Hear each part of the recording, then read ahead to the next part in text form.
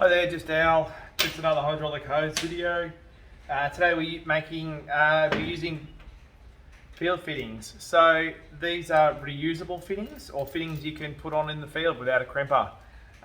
In industry I'm in, a lot of excavators, mobile plant.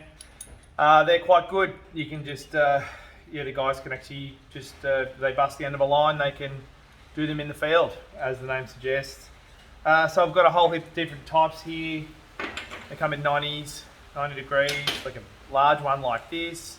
There's all different sorts you can get. 45s, degree fittings. And this is just one that's come off an excavator, and you can reuse it. The hose was buggered and you can undo them, and as long as they're in good nick, you can reuse them. They're pretty tough. Today we'll be putting on this one. It's a JIC 3/8 female. So what we've got is just a bit of hose, and I've just cut it on the chop saw. It's just got the carbide blade on it, just over here. It's not the neatest job in the world, and just bevel. I just sort of give the edge a bit of a grind. Makes it easy to get your first piece of the fitting on. So it comes in the two bits. First stage is you put on this guy. This is the ferrule, and it's got a reverse thread inside. So, wrong side of the camera. So you can see it's got and it's quite sharp, and it's designed to bite into the hose. So, just go off camera, just get some hydraulic fluid, just 68 in a oiler. Give it a bit of, it says to give them a bit of an oil, just to help with them going on. And we'll move over to the vise. So all I'm doing is just going to lightly hold the hose in the vise. We've got a ferrule, and it's a reverse thread. So just get it started. And what I like to use, we've got a rattle gun, and just nice and easy. And we don't go all the way. Don't bottom this thing out. You've got to leave about sort of half a turn of gap at the end here for the expansion when we put the second piece in. This male piece screws in, so it needs a bit of expansion there. I'll show you what I mean in a second.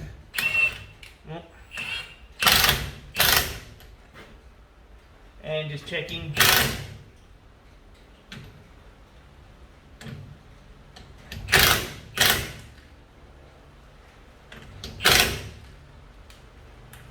And got a little bit too far, and you can just undo it a bit. And that looks fine. So I'll undo it out of the vise. So I don't know whether you can see in there, but it's got a little bit of room, probably about 2 mil from the flat face in there. So then what we do is I now clamp that fitting in the vise.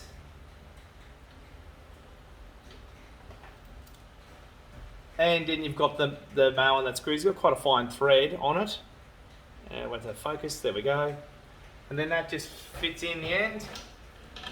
Sometimes there's a little bit of push, and that just screws in there. I don't have a socket for this small size, so it's literally just screw it in, and you can use a shifter. With the larger ones, I just put the rattle gun on it and zip her up.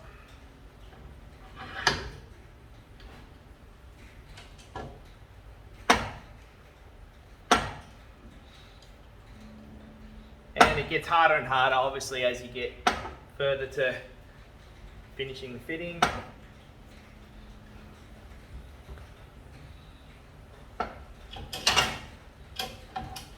So I've got about 4 mil left. The gap in here to do up. Probably get a close up of that, just so you can see. So this is the gap in here. So we just have to make this face your nut there. Bottom out on this, and that's what we're doing there. Let's put our camera back.